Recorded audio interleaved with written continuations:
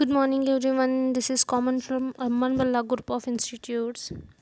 Today, I will deliver the lecture on fundamentals of electrical engineering, and my topic is Ohm's law. Firstly, मैं आपको history के बारे में बताऊंगी. So the relationship between voltage current and resistance in any DC electrical circuit was firstly discovered by the German physicist George Ohm.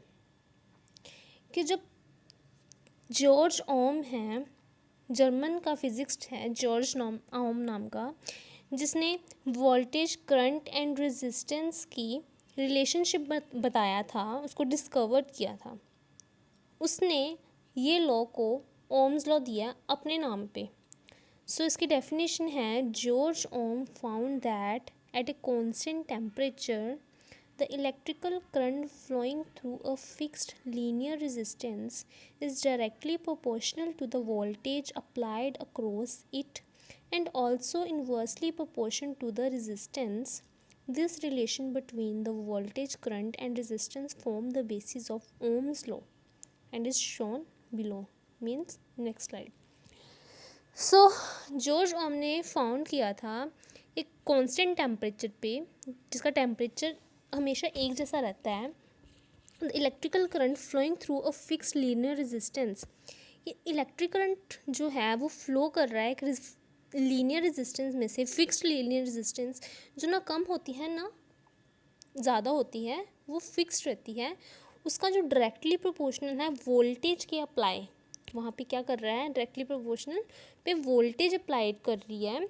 And also inversely proportional क्या है, resistance के. सो इस रिलेशन को उन्होंने किस में देखा था, वोल्टेज करंट एंड रेजिस्टेंस में एक रिलेशन बनाया था. उसको उसने नाम दिया था ओम्स लॉ का. सो इसका मेन डेफिनेशन जो है वो यही है, the electrical current flowing through the linear fixed linear resistance is directly proportional to the voltage applied across it and the inversely proportional to the resistance. So हम आगे देखेंगे इनका रिलेशन. ये रहा, करंट जो है वो डायरेक्टली प्रोपोर्शनल है वोल्टेज के और इन्वर्सली प्रोपोर्शनल है रेजिस्टेंस के. डायरेक्टली प्रोपोर्शनल कैसे, वो इक्वल है, वोल्टेज क्या आ रहा है और अपोन में रैशनलाइज में देखिए रेजिस्टेंस जो है वो नीचे आ रहा है, तो वो हो गया हमारा inversely proportional. So the current is directly proportional to the voltage and inversely proportional to the resistance. By knowing any two values of the voltage, current और resistance quantities we can use Ohm's law to find the third missing value. इसमें बताया गया है कि अगर हमें current voltage resistance में से अगर हमें कोई दो वैल्यू पता होगी तो हम तीसरी वैल्यू जो है वो आराम से फाइंड आउट कर सकते हैं. So Ohm's law is use extensively in electronics formula and calculation. So it is very important to understand and accurately remember this formulas. ये जो ओम लॉ है वो हमारा इलेक्ट्रॉनिक्स में भी यूज़ होता है, हमारी कैलकुलेशंस में भी यूज़ होता है, हमारी इलेक्ट्रिकल में भी यूज़ होता है, फिज़िक्स में भी यूज़ होता है, ये नॉर्मल स्टैंडर्ड में भी ओम्स लॉ जो है वो पढ़ाया जाता है. सो हमें इसको अंडरस्टैंड करना बहुत ज़्यादा इम्पॉर्टेंट है, एक्यूरेटली उसका कैलकुलेशंस निकालना बहुत ज़्यादा इम्पॉर्टेंट है. सो अगर हमें करंट, वोल्टेज एंड रेजिस्टेंस तीनों में से कोई दो चीज़ें पता हो, हम तीसरी जो है वो इजीली फाइंड आउट कर सकते हैं. तो यहाँ पे उन्होंने सबसे पहले बताया कि अगर हमें वोल्टेज फाइंड करनी हो तो क्या आएगा, V is equals to I into are.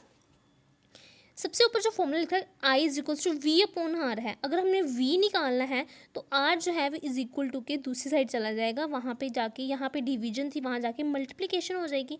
So voltage find out करने के लिए V is equals to I R. V की यूनिट्स हैं वोल्ट्स, आई की हैं एम्पेयर्स, आर की हैं ओम.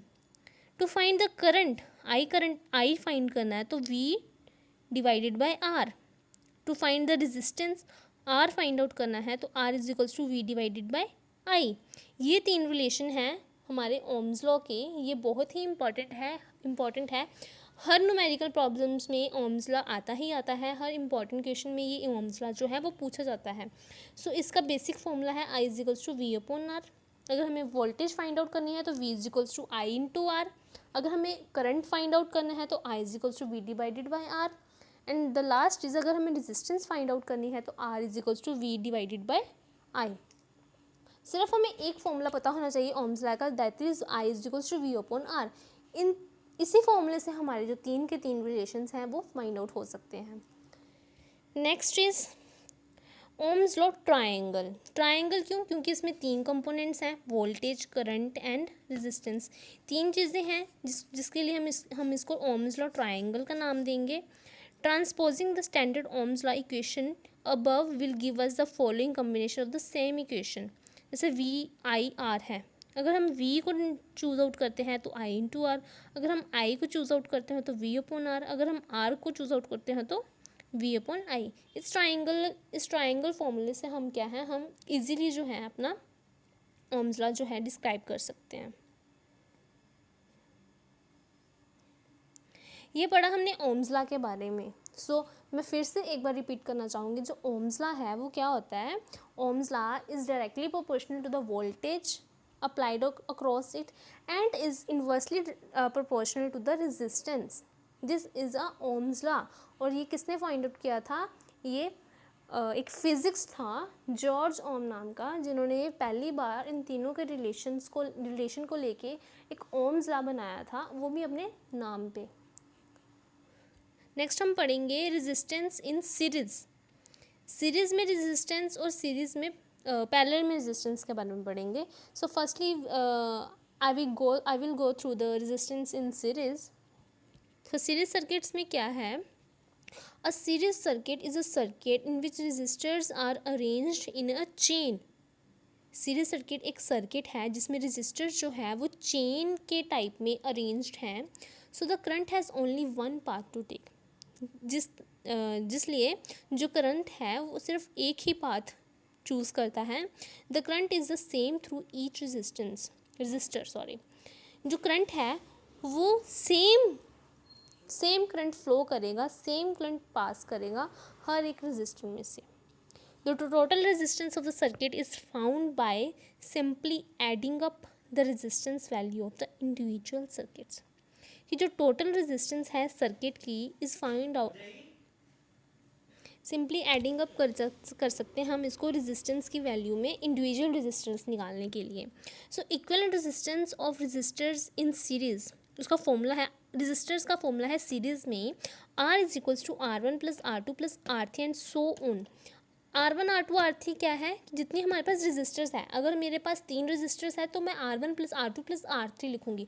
अगर मेरे पास n टाइम रेजिस्टर है तो मैं क्या करूँगी? R1 plus R2 plus R3 plus so on to Rn। A series circuit is shown in the diagram above. The current flows through each resistors in turn if the values of the three resistors are. एक example है मेरे पास, ये हमें diagram बताया गया है। हमारे पास 3 resistors हैं R1 R2 R3 के नाम पे। सो विद 10 वोल्ट बैटरी हमारी 10 वोल्ट है। सो फॉर्मूला लगेगा V is equals to IR, जो हमने पीछे ओम्स लॉ में पढ़ा है। The total current in the circuit is I is equals to, अगर हमारे पास यहाँ पे हमारे पास I हमें गिवन नहीं है, so I is equals to V upon R। So V हमारे पास कितना है? 10 वोल्ट बताया है। R हमारे पास कितनी है? हमें 20 ओम्स बताई है। So V upon R is equals to 10 upon 20 that is 0.5 ampere. तो हमारा करंट जो है वो 0.5 एम्पेयर पास कर रहा है वहाँ से। करंट जो है वो रजिस्टर में से पास कर, तो हर एक रजिस्टर में से हमारा जो करंट है वो 0.5 एम्पेयर ही जा रहा है।